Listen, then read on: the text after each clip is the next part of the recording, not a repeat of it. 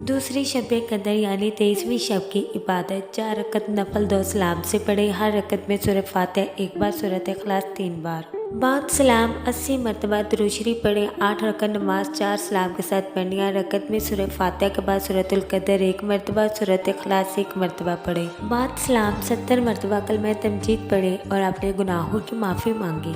23ویں شب میں 1 مرتبہ سورہ یاسین اور 1 مرتبہ سورہ رحمان پڑھنا بہت زیادہ افضل ہے۔ بعد نماز ظہر 7 سلام 11 مرتبہ اور سورہ التین 21 مرتبہ پڑھے اور بعد نماز عصر پنجم کلمہ استغفار 100 مرتبہ پڑھے۔ بعد نماز مغرب دعائے مغفرت 100 مرتبہ پڑھے۔ ربنا ظلمنا انفسنا وان لم تغفر لنا وترحمنا لنکونن من الخاسرین۔ یہ وہ دعا ہے جو حضرت آدم علیہ السلام نے مانگی اور ان کی معافی ہو گئی۔ یہ انسان کی اولین دعائے مغفرت ہے۔ بعد نماز عشاء دعائے نصرت 40 مرتبہ پڑھے۔ ربی انی مغلوب فانتصر۔ ان دعاؤں کی فضیلت